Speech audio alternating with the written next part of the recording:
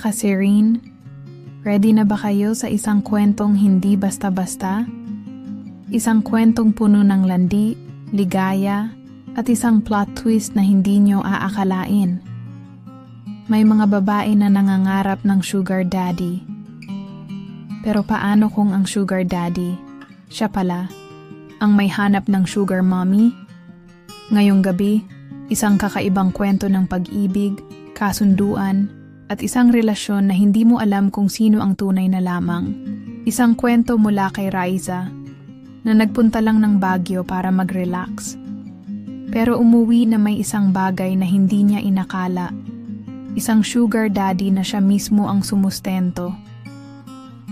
Mga ka-Serene, makinig ng mabuti dahil ito ang nakakabaliw na confession ni Raiza sa kwentong, "Naging sugar mommy ako ni sugar daddy." Kung may isang bagay akong natutunan sa buhay, yun ay hindi lahat ng mukhang mayaman. Mayaman talaga. Pero syempre, hindi ko pa yun alam nung una kong nakilala si Dennis. Baguio noon, isang malamig na gabi.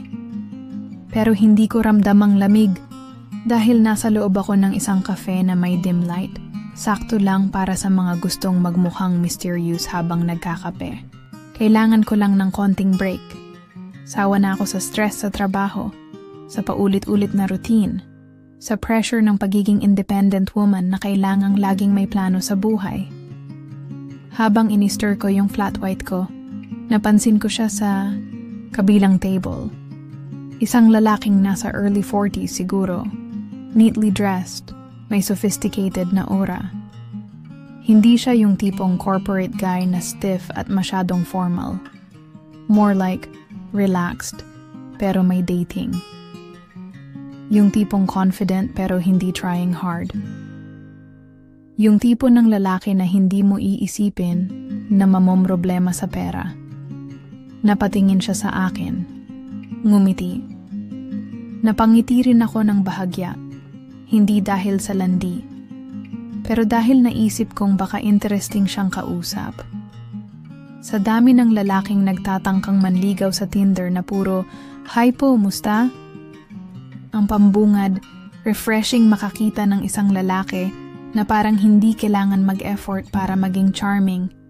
Nagkatinginan kami ulit. At sa pangalawang pagkakataon, siya na mismo ang lumapit. "Alone in a place like this?" Tanong niya habang nakatayo sa harap ko, hawak ang isang cup ng black coffee. Napangiti ako, hindi dahil sa pick-up line, kundi dahil sa confidence niya. "Bakit? Bawal ba?" Sagot ko. Umupo siya sa harap ko, hindi na naghintay ng imbitasyon. Hindi naman, pero bihira ang babae na kayang uminom ng kape mag-isa nang hindi mukhang malungkot. Baka hindi lang sila sanay, pero kaya nila. Tiningnan ko siya ng diretsyo. Ini-inspeksyon kung anong klaseng lalaki siya. Tumawa siya ng mahina, yung tipong parang alam niyang naiintriga na ako sa kanya. Fair point. By the way, I'm Dennis. Raiza. Iyon ang sagot ko, sabay abot ng kamay sa kanya. At doon na nagsimula ang kwento namin. Masarap siyang kausap. Magaan. Parang hindi siya yung tipo ng lalaking puro trabaho o stocks ang pinag-uusapan. May humor siya, may charm, pero hindi yung tipong pilit na smooth talker. Napag-usapan namin kung bakit ako nandito sa Baguio. Kailangan ko lang ng escape sa toxic na Manila life. Siya naman, madalas daw siyang pumunta dito para mag-relax. Wala na siyang corporate job, pero may business siya na nagpapaikot ng pera niya. Nagustuhan ko yung vibe niya. Alam mo yung pakiramdam na parang ang gaan lang. Na parang hindi mo kailangang magpanggap na mahinhin o mysterious para lang magustuhan ng kausap mo. Nagtagal ang usapan namin. Nauwi sa paglipat namin sa isang resto bar. Sabi niya, wala naman, siyang masyadong ginagawa. At ako, Hindi ko rin naman gustong umuwi agad sa tinutuluyan kong hotel. Isang tequila shot lang daw, tapos uwi na. Pero syempre, minsan, ang mga bagay hindi Kung may nagsabi sa akin nung gabing yun na ang simpleng inuman namin ni Dennis ay mauuwi sa mas malalim na koneksyon, baka natawa lang ako. Pero minsan, hindi mo talaga malalaman kung paano maglalaro ang buhay. Pagpasok pa lang namin sa resto bar, ramdam ko na agad yung chill na ambience, dim lights, soft jazz sa background, at ang kombinasyon ng amoy ng alak at sigarilyo. Hindi ito yung typical na maingay na inuman spot sa Baguio. Mas classy, mas intimate. Anong trip mo? Tanong niya habang tinatawag ang waiter. Tamang cocktail lang, sagot ko. Ikaw? Tequila. Para mabilis.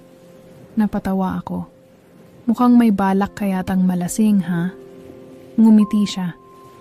Hindi ako madaling malasing. Dumating ang inumin namin. Kinuha niya ang isang shot ng tequila at inabot sa akin. Game? Game saan? Tanong ko kahit alam ko namang gusto niyang makipagtagayan. Ngumiti lang siya. Hindi ka naman siguro mahina sa alak? Kinuha ko ang shot glass at tinungga agad, walang kahirap-hirap. Impressive. Natawa siya. Hindi halatang sanay kang uminom. Maraming hindi halata sa akin, sagot ko. Sabay kindat. Nagpatuloy ang inuman namin habang nagkukwentuhan tungkol sa kung ano-ano. Napag-usapan namin ang buhay, trabaho, dating history, mga bagay na hindi mo aakalain na kaya mong i-share sa isang lalaking ngayon mo lang nakilala. Bakit single ka pa? Tanong niya bigla. Napatigil ako saglit. Wala pa kasing matinong dumating. Matino ba ang hinahanap mo? Nagkibit balikat ako. Siguro. O baka hindi ko lang alam kung anong gusto ko. Tumawa siya. Honest ka? Gusto ko yan. Napansin kung panay ang titig niya sa akin. Hindi yung bastos na tingin. Pero yung parang may hinahanap siya sa mukha ko. Parang gusto niyang basahin kung anong klase akong babae. O, ikaw naman, sabi ko. Bakit ikaw single? Complicated, sagot niya. May mga bagay kasing hindi mo basta-basta iiwan. Napakunot noo ako. Asawa? Napailing siya. Hindi asawa. Ano? Ngumiti lang siya at hindi sumagot. Hindi ko alam kung dahil ba sa alak o sa lamig ng gabi. Pero parang ang bilis ng mga nangyayari. Parang may unspoken tension sa pagitan namin. Pero wala akong balak pigilan. Maya-maya, hinawakan niya ang kamay ko sa ilalim ng mesa. Hindi ko iyon inalis. May gusto akong puntahan. Bulong niya. Sumama ka? Tiningnan ko siya ng diretso. Wala siyang halong pagdududa sa mga mata niya. At sa hindi ko maipaliwanag na dahilan, hindi na ako nagtanong pa. Tumango lang ako. At doon nagsimula ang gabing hindi ko malilimutan. Hindi ko alam kung dahil sa tequila o dahil sa titig ni Dennis, kaya hindi ko nagawang tumanggi nang yayain niya akong sumama. Ang alam ko lang, sumakay kami ng taxi palabas ng city proper. Habang nasa likod ng utak ko, isang tanong lang ang paulit-ulit na bumabangga. Ano ba itong pinapasok ko? Pero sa halip na mag-overthink, tiningnan ko lang siya. Relaxed lang siya habang nakatingin sa labas ng bintana. Parang alam na alam niya kung saan kami pupunta. Maya-maya, naramdaman ko ang mainit niyang kamay na dumapo sa hita ko. Hindi ako umiwas. Hindi rin ako nagsalita. Mga 15 minutes lang, huminto kami sa harap ng isang hotel. Hindi yung tipong motel na pangmadalian, pero hindi rin 5-star. Sakto lang. Dito tayo? Tanong ko. Tumango siya. Gusto ko lang ng mas tahimik na lugar. Doon tayo sa bar. Masyadong maraming tao. May isang parte ng utak ko na nagsasabing, baka delikado to. Pero mas malakas yung boses na nagsasabing, why not? Pagpasok namin sa kwarto, hindi agad siya nagsalita. Inikot niya lang ang tingin niya sa paligid tapos tumingin sa akin. Ayos lang ba? Nagkibit balikat ako. Ano bang gagawin natin dito? Wala, sagot niya. Sabay upo sa kama. Gusto lang kitang makasama ng mas matagal. Napangiti ako. Yan ba ang linya mo sa lahat ng babae na dinadala mo, Rito? Tumawa siya, pero hindi sumagot. Lumapit ako sa may minibar. Kinuha ang isang maliit na bote ng whiskey. Saka tinungga. Nakatingin lang siya sa akin, nakangiti. Ano na? Tanong ko. Tititigan mo lang ba ako buong gabi? Lumapit. Siya nang dahan-dahan. Parang sinusukat kung hanggang saan ang kaya kong tiisin. Nang nasa harapan ko na siya, naramdaman ko ang mainit niyang hininga sa leeg ko. Hindi pa siya gumagalaw, pero ramdam ko na ang init ng katawan niya. Pwede ba kitang halikan? Tanong niya. Pabulong. Pwede naman sana akong tumanggi. Pwede kong sabihin na wala lang to, na hanggang kwentuhan lang kami. Pero ang totoo, gusto ko rin. Hindi ako sumagot. Sa halip, hinila ko siya papalapit at ako na mismo ang humalik sa kanya. At sa gabing yon, nalimutan ko ang lahat. Wala akong pakialam kung anong mangyayari bukas. Ang alam ko lang, sa ngayon gusto ko siyang makasama. Ang Baguio, kahit malamig, may mga gabing kayang magpainit ng katawan at kaluluwa. At yung gabing yun kasama si Dennis, isa yun sa mga gabing di ko malilimutan.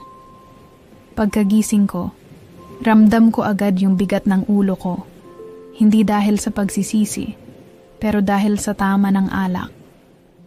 Pumikit ako sandali, hinayaan ang sarili kong namnamin yung pakiramdam ng pagiging nasa kama ng isang lalaking halos kakakilala ko lang. Sa tabi ko si Dennis, nakahiga, kalmado, parang wala siyang problema sa mundo. Naalala ko yung nangyari, kagabi. Yung mga halik, yung mga yakap, yung init ng katawan niya sa katawan ko. Pero hindi lang yun ang bumabagabag sa isip ko. Ang mas matimbang na tanong, ano to? Napansin kong nagising na siya. Napangiti siya. Yung tipong walang halong awkwardness o guilt. Good morning, bati niya. Good morning, sagot ko. Sabay bangon para kunin ang kumot at itaklob sa katawan ko. Anong plano mo today? Tanong niya habang nakauna ng kamay sa ulo niya. Napaisip ako. Wala naman akong solid na plano. Pumunta lang sa Baguio para magpahinga. Pero heto ako ngayon, nasa kama ng isang lalaking halos stranger pa rin sa akin. Wala pa. Ikaw, sagot ko. Depende, sagot niya. Kung gusto mong mag-breakfast, sagot ko. Napangiti ako. Sagot mo na nga yung hotel, pati breakfast? Biro ko. Siyempre, sabi niya, sabay kindat. Sinuot ko ang oversized na sweater na nasa gilid ng kama habang siya naman ay bumangon at nagdiretso sa banyo. Narinig ko ang tunog ng shower. At sa hindi ko maipaliwanag na dahilan, napangiti ako. Sa totoo lang, hindi ko alam kung anong nangyayari sa akin. Hindi naman ako yung tipong madaling mahulog o magpadala sa ganitong setup. Pero may kung anong vibe kay Dennis na parang gusto kong i-explore. Paglabas niya ng banyo, fresh na fresh siya. Parang hindi nagpakapagod kagabi. Seryoso ako, Raiza, sabi niya. Gusto kitang makasama pa. Nagkibit balikat ako. Saan naman tayo pupunta? Ikaw ang bahala, sagot niya. Kahit saan mo gusto, ako ang sagot. Alam kong may gusto siyang ipahiwatig. Hindi ko lang alam kung ano. Kung gusto niya lang akong ispoil o may iba siyang balak. At sa puntong yon, hindi ko pa alam kung gusto kong malaman. Kung tutuusin, pwede namang matapos na lang yung kwento namin ni Dennis doon. Isang gabing mainit, isang umagang puno ng tanong. Pero sa hindi ko maipaliwanag na dahilan, hindi ko pa gustong matapos. Sa isang cafe sa Session Road kami nauwi. Umuulan ng bahagya sa labas, tipikal na Baguio weather, pero sa loob ng cafe, tahimik at cozy. Nasa harap ko si Dennis, mukhang chill lang habang hinihigop ang itim niyang kape. Napaisip ako habang tinitingnan siya. Ano nga ba tong ginagawa ko? Kanina ka pa tahimik, sabi niya. Iniisip ko lang, sagot ko. Sabay halo sa cappuccino ko kahit wala naman talagang kailangang haluin. Napangiti siya. Tungkol sa akin? Napairap ako.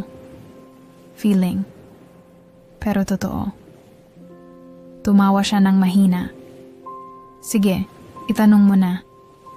Napaisip ako. May isang tanong akong gustong itanong pero hindi ko alam kung tama ba.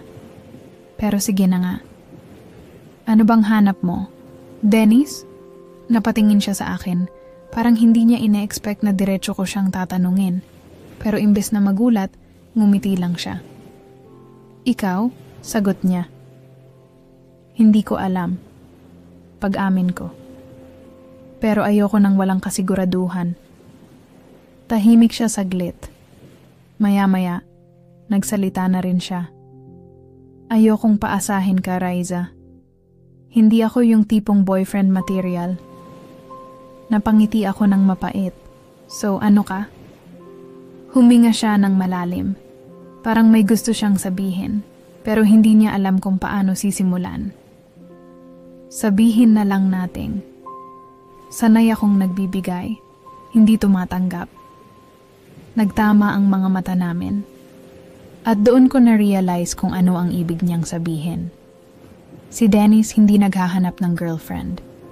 Hindi rin siya naghahanap ng fling. Mas malalim pa sa simpleng relasyon ang hanap niya. Isang kasunduan na hindi ko alam kung kaya kong pasukin at doon ko napagtanto. Mayaman si Dennis pero ako ang magiging sugar mommy niya. Napanganga ako sa realization ko. Hindi dahil sa gulat, pero dahil parang biglang naging malinaw ang lahat. Ang pagiging generous niya, ang paraan ng pananalita niya, yung klase ng pagtingin niya sa akin. Wait, sabi ko. Nilapag ang kutsarita sa platito. Sugar baby ka? Ngumiti siya, hindi nagmukhang defensive or offended. Depende sa perspective. Paano naging depende yon? Hindi ko napigilan matawa kahit medyo nabibigla pa ako. So anong deal mo? Nagpapaligaya ka ng mga mayayamang matrona para sa pera? Umiling siya, natawa ng bahagya. Hindi naman sa ganon. Hindi ako bayaran kung yan ang iniisip mo. Mas tama sigurong sabihin na sanay akong binibigyan. By who? Tanong ko, kahit alam ko na ang sagot. Ngumiti lang siya. Mga babaeng may kaya. Mga gustong may kahati sa buhay, kahit panandalian lang. Tiningnan ko siyang mabuti. Yung lalaking kaharap ko ngayon, hindi siya mukhang oportunista. Hindi siya yung tipong mukhang ginagamit lang ang itsura niya para makakuha ng pera sa babae. Hindi rin siya yung tipong gold digger na walang ambag sa buhay. Mukha siyang matinong tao, pero may sarili siyang sistema ng pamumuhay. Okay. Sabi ko, tumango-tango habang iniisip ang sitwasyon. So, paano kita napasok sa equation? Nagbuntong hininga siya. Parang ngayon lang siya medyo nag-alinlangan sa sasabihin niya. Hindi kita nilalapitan para humingi ng kung ano, Raisa. Nagustuhan lang talaga kita. Pero alam mong hindi ako mayaman. Hindi mo kailangang maging mayaman. Napaisip ako. Anong ibig sabihin nun? Kung hindi ko kailangang maging mayaman, bakit siya interesado sa akin? Tahimik kaming dalawa. Sa labas, Patuloy ang ambon. Sa loob, parang biglang naging mabigat ang hangin. Alam mo, sabi ko, hindi ako yung tipong magpapakain sa lalaki. Ngumiti siya, pero hindi defensive. Hindi ko naman hinihingi yun sa'yo. Pero gusto mong subukan natin? Tanong ko. Medyo nagdududa pero curious. Gusto kitang makasama. Sagot niya. Pero kung ayaw mo sa setup ko, hindi kita pipilitin. Para akong napasubo sa sitwasyon. Ang saya-saya ng simula namin. Parang simpleng kwento ng babae at lalaking nagkakilala sa malamig na lungsod. Pero ngayon, parang biglang naging plot twist ang lahat. Kaya ko ba to? May parte sa akin na nagsasabing, umalis ka na habang maaga. Pa. Pero may isa pang mas malakas na boses sa isip ko na bumubulong. Paano kung subukan mo muna? Minsan, ang mga desisyon sa buhay, hindi mo naman talaga pinag-iisipang mabuti. Minsan, sumasabay ka lang sa agos, bahala na kung saan ka dalhin. At yun ang nangyari sa akin kay Dennis. Hindi ko alam kung ano ang tumulak sa akin para manatili. Siguro dahil intrigued ako sa kanya. Siguro dahil sa kung paano siya tumingin sa akin. Parang ako ang pinili niya, kahit hindi naman ako ang may pera. O baka gusto ko lang din makita kung anong klaseng relasyon ang mabubuo namin. Nagstay pa ako ng 3 araw sa Baguio. At sa 3 araw na yon, kasama ko si Dennis. Hindi siya nagbago ng ugali kahit alam kong alam niyang alam ko na. Still the same charming, confident guy na parang walang problema sa buhay. At doon ko nakita kung paano gumagana ang mundo niya. Una kong napansin kung paano siya tratuhin ng mga tao sa paligid niya. Ng mga waiter, receptionist, kahit yung mga nagtitinda sa ukay-ukay. Para bang sanay siyang pinagsisilbihan, pero hindi siya bastos. Isang gabi, habang naglalakad kami sa Session Road, napansin kong hindi siya naglabas ng wallet kahit minsan. Ako ang nagbayad ng kape. Ako rin ang bumili ng shawarma namin. Okay, kalang ba na ako ang gumagastos? Tanong ko habang kinakagat ang tortilla. Ngumiti siya. Hindi mo naman kailangang gawin yon. Ano, magugutom ka? Biro ko. Tumawa siya. Hindi. Pero hindi mo rin kailangang problemahin yon. E paano kung gusto kong subukan? Napatingin siya sa akin. Parang ngayon lang siya na-surprise sa sinabi ko. Subukan ano? Subukan kung paano maging ikaw. Tahimik siya saglit. Parang iniisip kung niloloko ko lang siya o seryoso ako. Pero nang makita niyang hindi ako tumatawa, napangiti siya. Delikado yan, sabi niya. Baka mahulog ka. Napangiti rin ako. Baka ikaw ang mahulog. Hindi, siya sumagot. Sa halip, hinila niya ako palapit at hinawakan ang kamay ko. At sa sandaling yon, wala na akong pakialam kung anong pinasok ko. Basta ang alam ko, gusto ko pang makita kung saan kami dadalhin ng kwentong to. Sa lahat ng ini-expect kong mangyari sa buhay ko, hindi ko naisip na darating ang araw na ako ang magiging sugar mommy ng isang sugar daddy. Pero heto na nga ako. Pagbalik namin sa Maynila, hindi natapos sa Baguio ang kwento namin ni Dennis. Hindi, siya nawala bigla. Hindi rin siya nagbago. Sabi ko sa sarili ko, hanggat masaya ako, bakit ko pipigilan? At masaya nga ako.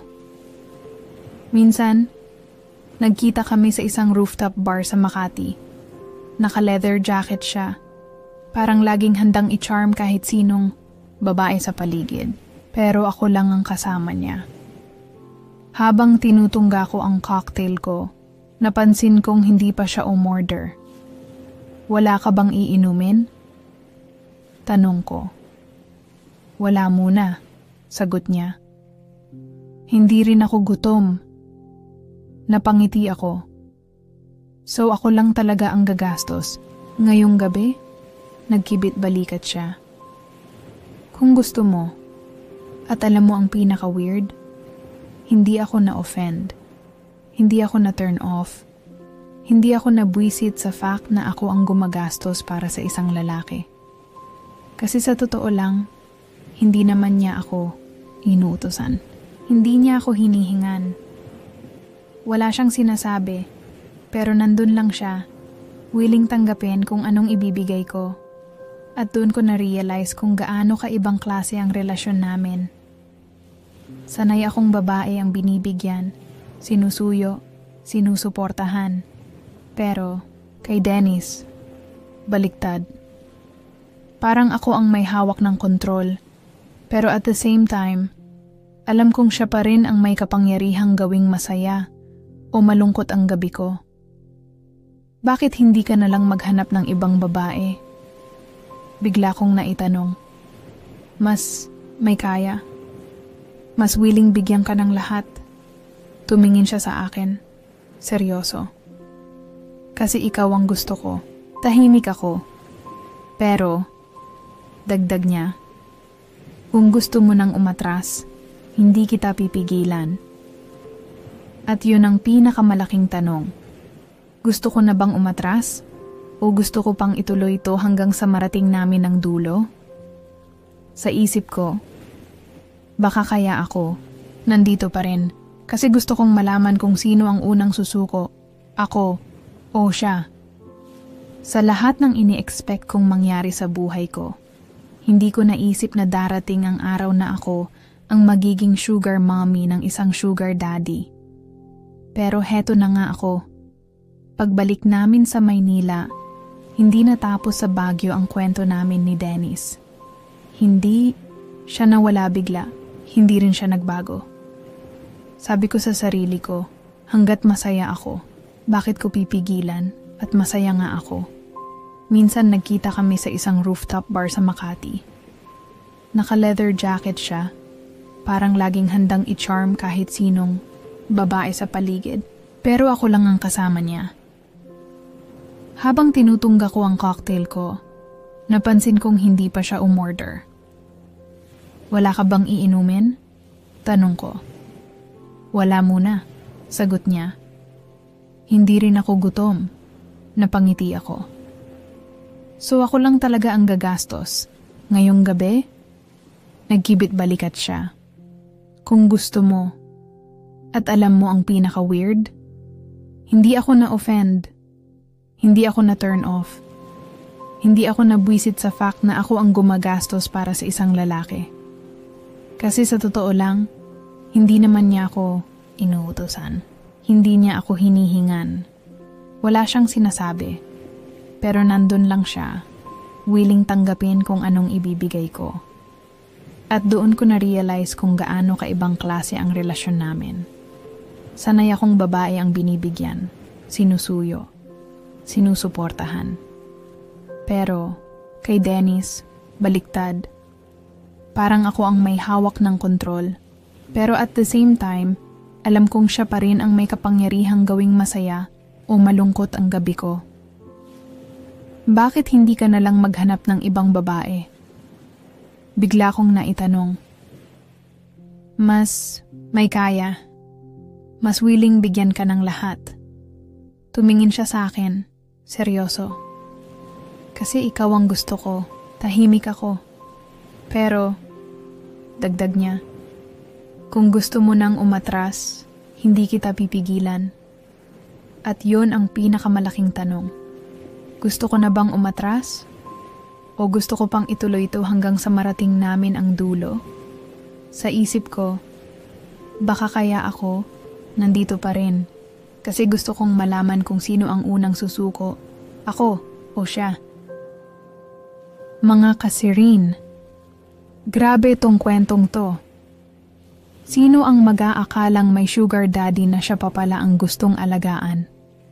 Ang akala nating lalaki ang laging nagbibigay. Pero si Raisa, siya ang bumuhay sa sugar daddy niya. Pero alam nyo, ganun talaga ang buhay. Hindi lahat ng relasyon may kasiguraduhan. Minsan, akala mo kayo na, pero biglang may babalik mula sa past. At doon mo marirealize kung saan ka talaga nakatayo. Sa huli, hindi man nagkatuluyan sina Raiza at Dennis, pero may isang bagay akong sigurado. Walang talo sa kwentong to. Dahil minsan, ang pinaka-importanting natututunan natin sa isang relasyon ay kung paano bumitaw ng hindi bitter, hindi galit, at hindi basag. Raiza, saludo ako sa'yo.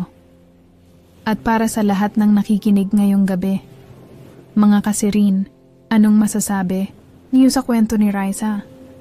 Na-fall na ba kayo sa maling tao? O kayo rin ba ang nagiging sugar mommy ng sugar daddy nyo?